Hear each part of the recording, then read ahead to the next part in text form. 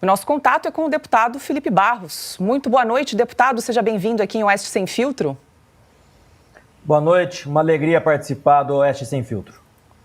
Deputado, começo perguntando ao senhor se vocês aí da comissão, o que vocês pretendem fazer, que providências os senhores pretendem tomar diante da revelação dessa troca de mensagens entre o assessor da relatora Elisiane Gama e o filho do ex-GSI, G. Dias. Veja, é importante nós destacarmos que o mais grave nessa história toda é a combinação de perguntas e respostas feitas entre o assessor da relatora, a senadora Elisiane Gama, e o general G. Dias. Então, tendo em vista isso, nós, da oposição, estamos avaliando as medidas que nós tomaremos. Se nós iremos judicializar, se nós levantaremos uma questão de ordem para o presidente da CPMI, o deputado Arthur Maia, se nós entraremos com uma representação no Conselho de Ética. Todas são alternativas que nós estamos estudando junto com a assessoria técnica nossa do partido para decidirmos ainda essa semana qual será o caminho que nós tomaremos. Perfeito, deputado. A gente vai fazer um giro de perguntas aqui com os nossos comentaristas. Silvio Navarro. Deputado, boa noite. Prazer conversar com o senhor mais uma vez. Deputado, como o senhor disse, há vários caminhos. Do Conselho de Ética, a troca urgente e imediata da relatora. Qualquer sessão anterior que nós acompanhamos pela própria TV Senado, é muito claro que ela lê as perguntas em todos os depoimentos. Portanto, foi um depoimento orientado, um depoimento conduzido depois de meses de blindagem. E eu queria a avaliação do senhor sobre o grau de comprometimento do ex-chefe do GSI no dia 8 de janeiro. Para mim, inclusive pela adulteração dos documentos, que também já há fartura de provas e confissão, partiu até de um ex-diretor da ABIN, para mim, ele já deveria estar preso. Silvio, boa noite. E você resumiu bem a complicação que o general G. Dias se encontra. Porque, veja, o comando do Exército, em resposta à CPMI, afirma que o general G. Dias não acionou o Plano Escudo. Para quem está nos assistindo, o Plano Escudo é o plano de segurança para a proteção do Palácio do Planalto. A responsabilidade de acionamento do Plano Escudo é do ministro do GSI. E o comando do Exército afirma categoricamente que o ministro do GSI não acionou o Plano Escudo. Mais do que isso, o ministro do GSI detinha todos os informes de inteligência produzidos pela ABIN desde o dia 5, que ele vinha recebendo esses informes em seu celular particular, e nada fez. O general G. Dias se limita, no dia de janeiro, pela manhã, a mandar uma mensagem dizendo: vamos ter problemas. Ele encaminha essa mensagem para o Saulo, ex-chefe da ABIN. E não faz absolutamente nada. Não chama o Plano Escudo, tampouco convoca outras forças de segurança. Então, está mais do que comprovado de que houve uma omissão por parte do general G. Dias. Omissão essa que motivou ele a fraudar, falsificar um documento público encaminhado pela ABIN para o Senado Federal. Então aí nós já temos dois crimes. A omissão dolosa, no meu ponto de vista, do general G. Dias, ao não acionar o Plano Escudo, mesmo tendo as informações da ABIN. O segundo, ele falsificar um documento público. E agora nós também temos, para além dessas questões da articulação dele com a senadora, nós temos também, e aqui falo para vocês em primeira mão, que as mensagens que nós tivemos acesso do general G. Dias são a partir de maio, aproximadamente. Nós quebramos o sigilo dele do período relacionado a janeiro. Então, ele simplesmente destruiu as mensagens que ele tinha do mês de janeiro. Então, nós já temos o terceiro crime, que é a destruição dessas provas.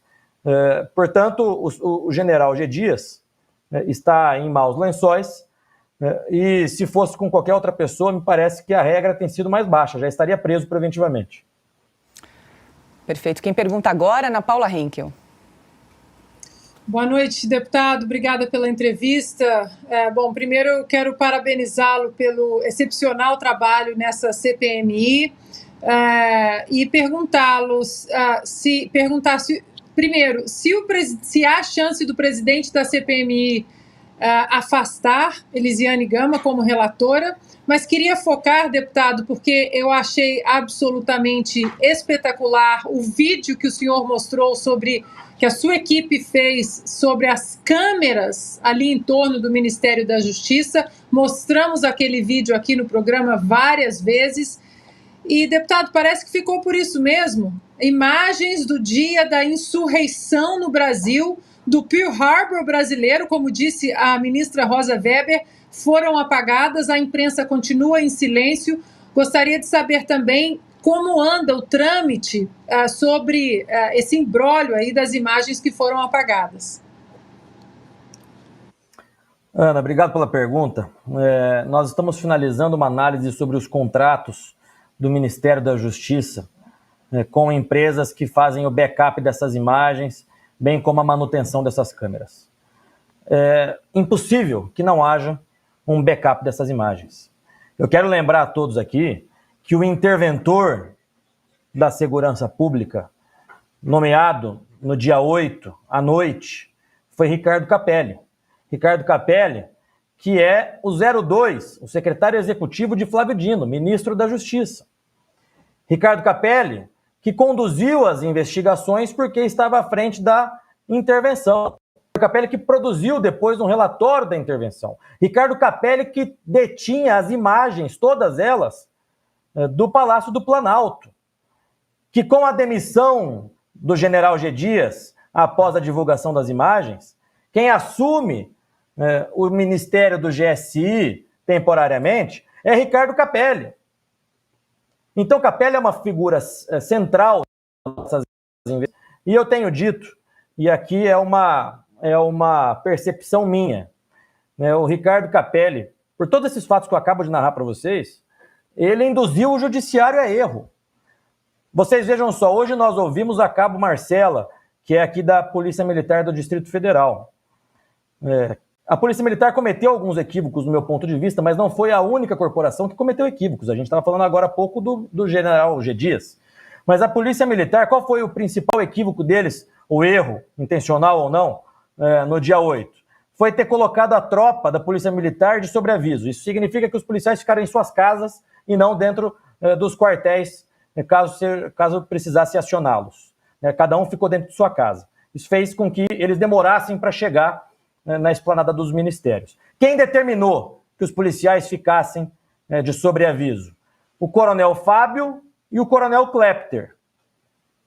O coronel Fábio foi preso e depois nós temos mensagens do ex-chefe da ABIN com um outro servidor da ABIN dizendo que falariam com o Andrei, chefe da Polícia Militar, soltar o coronel Fábio. O relatório do Capelli inocenta o coronel Fábio. O Klepter, por sua vez, foi promovido pelo interventor Ricardo Capelli. Então, os responsáveis pelos equívocos cometidos pela Polícia Militar ou foram promovidos ou foram inocentados pelo Capelli. Então, para mim, está cada vez mais clara essa omissão. Então, objetivamente, em relação às câmeras, finalizada essa análise que nós estamos fazendo sobre os contratos do Ministério da Justiça, nós tomaremos uma medida junto à CPMI ou à Justiça para tentar obter essas imagens por meio das empresas terceirizadas que prestam serviços aí ao Ministério da Justiça. Agora, 18 horas e 28 minutos, nós conversamos ao vivo com o deputado Felipe Barros. Quero só registrar nossa audiência, mais de 57 mil telas nos acompanhando neste momento, deputado. Quem pergunta agora para o senhor é Fernão Lara Mesquita. Boa noite, deputado. Bom, eu tenho aproveitado todas as oportunidades para felicitá-lo por estar se comportando, fazendo o papel que deveria ser dos jornalistas, né, de investigar a verdade e usar a sua equipe para isso e para expor essa verdade, que é o maior antídoto contra isso. Agora, nós estamos diante de um flagrante de fraude, né? É um flagrante de fraude que, como o senhor acabou de demonstrar, envolve todo o entorno do Flávio Dino a partir da segunda pessoa dele, né, da pessoa mais próxima dele, que não pode agir e nem dar qualquer passo ou tomar qualquer providência que não seja autorizada por ele. Isso tudo aponta para aquela questão central, né? A lei brasileira não está fora, de modo geral, do padrão democrático, né? O problema é como fazer as autoridades cumprirem a lei, né? E esse é o problema diante do qual o senhor está. Quer dizer, qual seria a alteração no ordenamento político e jurídico do país que poderia nos dar uma chance melhor de submeter as autoridades à lei, na sua opinião?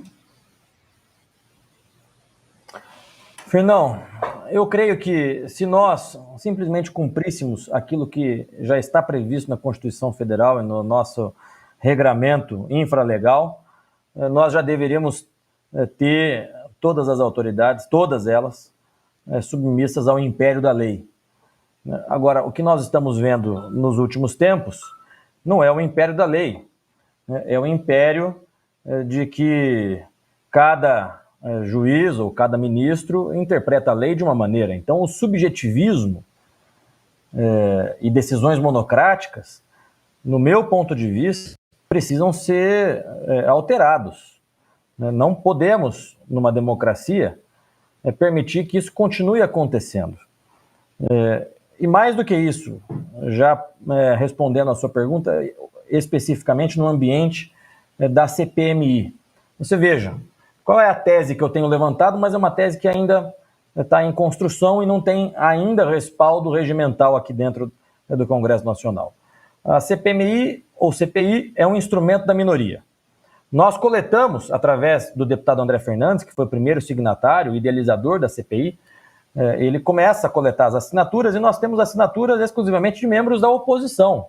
Ou seja, foram os membros da oposição que quiseram criar essa CPMI para investigar, de fato, aquilo que aconteceu no dia 8. E aí, quando as imagens do general G. Dias são divulgadas, a CPMI se torna inevitável e o governo muda a estratégia e passa a ocupar a maioria da CPI. No meu ponto de vista, só poderia fazer parte de uma CPI quem é signatário dessa CPMI. Quem assinou lá atrás o requerimento querendo investigar os fatos ali narrados. Então essa é uma tese que eu tenho conversado com alguns colegas parlamentares, que infelizmente não serviria para essa CPMI, mas que poderia ser utilizada para eventuais outras CPIs ou CPMIs. Perfeito. A pergunta agora é de Augusto Nunes. Deputado, eu sei que a maioria dos integrantes da CPI é governista, né? Apoia o governo. Agora eu pergunto, mesmo eles, neste momento, não entendem que o general G. Dias fez o suficiente para ser preso, que a Elisiane, a senadora, já fez o suficiente para ser destituída imediatamente das funções de relatora, e que o filho do general também precisa ser enquadrado, né, num desses inquéritos aí das fake news, 8 de janeiro, qualquer um, tem inquérito sobrando para ele. Eles não entendem, tudo bem, eles estão apoiando o governo, mas eles não acordam mesmo diante dessas evidências? Augusto, a percepção que eu tenho é que eles percebem e visualizam tudo isso, mas infelizmente se juntaram completamente dentro da CPMI para boicotar qualquer iniciativa da oposição. Foi assim desde o início. O governo estava distribuindo emendas de orçamento secreto, milhões de reais por parlamentar, para que os parlamentares retirassem as assinaturas. Isso não deu certo, eles passaram a ocupar a maioria. Nós temos a verdadeira bancada do Maranhão dentro da CPMI. Nós temos, salvo engano, 7 ou 8 deputados e senadores que são do Maranhão na CPMI. Nós temos a relatora, que é do Maranhão. Então você veja o nível de preocupação do governo desde o início do ano com essa CPMI. Se eles estivessem tão despreocupados como eles afirmam estar, porque supostamente eles são vítimas de tudo que aconteceu no dia 8, por que não a investigação? Eu quero lembrar aqui um outro fato. Logo após o dia 8, no dia 9 ou no dia 10, salvo engano, propuseram uma CPMI e o Lula veio a público dias depois dizendo que era contra a CPI. Então, o governo tem feito de tudo para boicotar, na cara dura, qualquer iniciativa de uma investigação séria, isenta e imparcial. E, para isso, eles atropelam até os fatos, como esse que nós estamos narrando agora. Perfeito, 18 horas e 35 minutos. Nós estamos conversando com o deputado Felipe Barros. Fernão, tem mais uma pergunta para o deputado? Eu insisto naquele ponto, quer dizer, não precisaria haver algum instrumento de enforcement na mão da população, que é o cliente de todo o sistema político, né, para que vocês não fiquem reduzidos a essa impotência que o senhor está descrevendo. Quer dizer, todas as provas estão aí. O senhor apresentou as provas de uma fraude, né? Apresentou essas provas na cara do fraudador. E, no entanto, isso não tem consequência nenhuma, não tem sequência esse fato, né? Porque esses caras, uma vez eleitos, uma vez postos onde estão, ninguém mais tem condição de tirar eles de lá. Quer dizer, então, é a mesma coisa que você falar, olha, vamos acabar com o crime desarmando a polícia. Não está faltando algum elemento desse tipo, deputado? Que dê ao cliente aqui embaixo um poder de atuar incisivamente, tomar um mandato, coisas desse tipo. Quer dizer, nós estamos aqui, eu estou há 50 anos assistindo a política e a discussão é sempre isso, a descrição daquilo que não aconteceu, daquilo que nós não conseguimos fazer acontecer. Todo mundo sabe o que é, todo mundo sabe o que precisa, todo mundo sabe quem é o criminoso, mas não consegue prender ele. Como é que resolve? Eu acredito que o nosso sistema político, representativo, eleitoral, precisa de reformas. Você tem países, por exemplo, que dispõem desses instrumentos, inclusive de revogação de mandatos, caso haja pressão popular e vontade popular para isso, né, sem ser o próprio instrumento do impeachment, que é para afastamento tanto de ministros de Estado quanto de presidente da República. Impeachment esse que me parece que agora o Senado quer rever algumas normas, né, dificultando o impeachment. Em todo caso, eu defendo reformas. Eu acho que nós temos que pegar exemplos que funcionam em outros países e trazer para o nosso país, dando mais poder ao povo, que é o verdadeiro detentor do poder originário, né, como se diz no direito constitucional. Agora, tudo isso precisa de reformas, principalmente constitucionais. Nós estamos aqui, amanhã devemos votar uma mini-reforma eleitoral, mas nenhuma mudança substancial a ponto de necessitar uma alteração na Constituição Federal.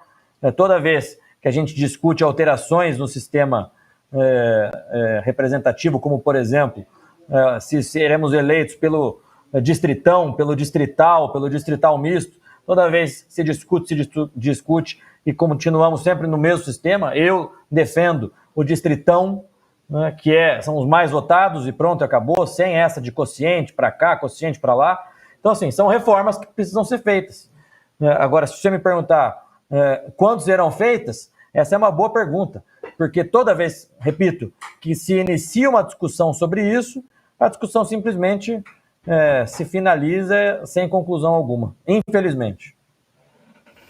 Deputado, eu só queria voltar rapidamente uma última pergunta aqui para a gente fechar. A senadora Elisiane Gama, relatora aí da CPMI, disse que vai entregar o relatório final até o final de outubro. Com essa revelação hoje dessa troca de mensagens aí entre o assessor da relatora e o filho do G. Dias, como é que a oposição está avaliando aí essa troca de mensagens e como isso pode interferir no possível relatório da relatora Elisiane Gama? O senhor já respondeu aqui que vocês estão estudando alternativas, medidas cabíveis do que pode ser feito em relação a essa revelação de hoje, mas se nada acontecer, como é que a oposição vai reagir a um eventual relatório apresentado pela Elisiane Gama? Augusto, quer complementar? Ela já apresentou alguma explicação para Ela diz que desconhece, né? Essa troca, é isso, deputado?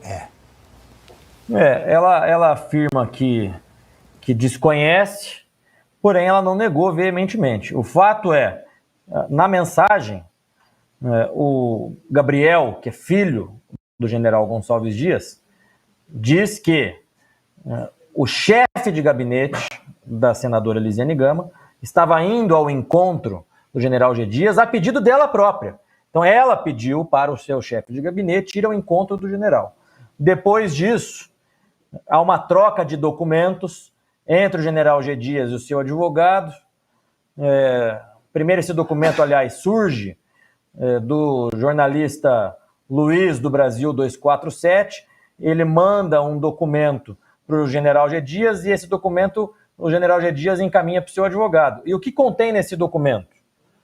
As perguntas feitas pela senadora Elisiane Gama e as respostas, quase que ipsis literis, dadas pelo general G. Dias. Né? Então, ela alega que desconhece, mas o fato é que as mensagens dizem que ela determinou que o seu chefe de gabinete fosse até ele. Feito em relação ao relatório final, deputado? Tem. Sim. Veja, um eventual relatório da senadora Elisiane Gama já está com uma mácula insanável. Aquela desconfiança que nós tínhamos no início da CPMI, que o governo fazia de tudo para boicotar uma investigação, que montou uma bancada do Maranhão com deputados e senadores, a relatora, para impedir que se chegasse a qualquer indício de omissão relacionado ao Flávio Dino, toda essa desconfiança que nós tínhamos, com essas mensagens, se mostram verdades. Ou seja, o governo, a aliada de Flávio Dino, que é a relatora, tem se utilizado do seu papel de relatora, para combinar perguntas e respostas com testemunhas na CPMI. Então, um eventual relatório dela já está eivado de vício. Politicamente falando, é um relatório que acaba nascendo natimorto, porque comprova que ela simplesmente produz um relatório dentro dos parâmetros que o próprio Flávio Dino deseja e almeja. Né? Então, politicamente falando, é um relatório que não vale absolutamente nada. Perfeito, nós conversamos com o deputado Felipe Barros. Deputado, muito obrigada pela sua participação aqui em Oeste Sem Filtro. Um bom trabalho, até uma próxima. Muito obrigado pela conversa, um abraço a todos.